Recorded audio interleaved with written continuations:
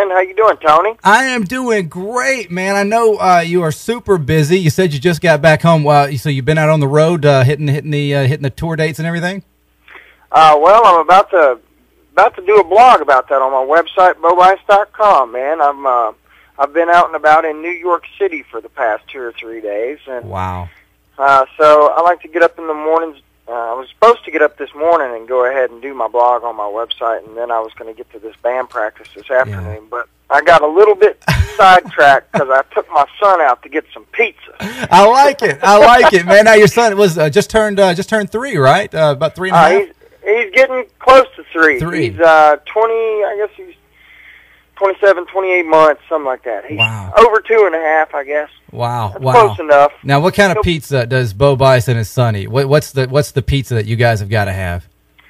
Well, his favorite that he likes to go to is CC's Pizza. Oh yeah, because he gets to just kind of picture it. I gotta admit, I kind of dig it myself. I can get me a buffalo chicken, or I can get me a sausage and pepperoni. I like it. It's just a mass buffet of food. So there you go. We have fun with him. He really he's a blast, man. I get to pretend like I'm a rock star the rest of the time, but whenever he says something, man, you kind of melt. Man, that is so cool. Now, what was the hot Christmas gift this year for the kids? Well, for him, he got a wagon and a bike. His grandmother gave him a bike, so he racked up. I think once you get to be, a little bit older, you don't really look so much at the gifts as you look at the MasterCard bill in January. You know what I mean? I like it. Yes. But I've got a wonderful gift. My wife, I'm very, very hard to buy for her. I have to be honest with you, Tony. I don't know how she did this. Well, I know how. I've got a Bo Bice model guitar coming out with PV guitars this year, and she got with these people at PV behind my back, man. Yeah. And she pulled off a sneaky little prank.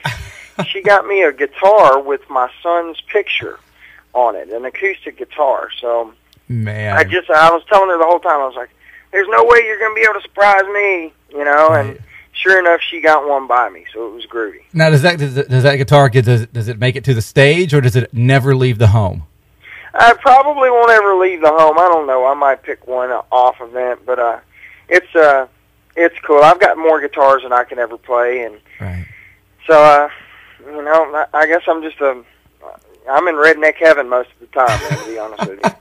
And of course, how cool is it, man, to have your own signature line of guitar made? I mean, isn't that did you ever imagine there would be a time in your life when you're just I'm getting my own kind of guitar?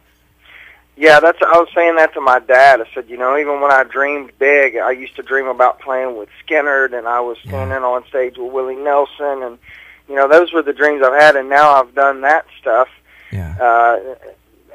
It's not old hat. I mean, granted, I'm still honored to have gotten to play with all those guys, and to get to play with Skinner and Bo Cephas just about any time we get to a year, But I never dreamed that I'd have my own guitar with, like you said, with my name on the headstock, man. So I love Hartley Peavy. He's a great guy, and all those people there at Peavy Guitars and Electronics Amps. They take such good care of me. So I spend a lot of time with them down there in Meridian, Mississippi. We do a lights on after school program down there, and I've done that the past 2 years with them, and they're just good country folk that I really have a lot in common with. I think that's one thing that makes you so relatable to so many people is that you're real. You know what I mean? Through all this stuff, through all the American Idol stuff, through all the albums, through all the touring, you still come off as somebody who could just you could sit out on the back porch and drink a beer with, drink some sweet tea with, whatever, and and not be all this other stuff going on, man. I think that's cool. How do you manage to stay humble in this whole experience? Well, I attribute a lot of that to just good raising. My family is a good family. I don't get to spend as much time with my family as I like. I'm sure that if you talk to them, the humble thing is just something that I treat people like I want to be treated, and I think if you humble yourself to people, then you're truly just giving forth good vibes. You're going to get that back. So I just try to live by that every day. But I'll tell you, man, it's a hard business to be in. I'm not going to lie to you. I mean, sometimes pride gets the best of me, and sometimes a day will get the best of me, or some music entity in the business will get something of me. But Right.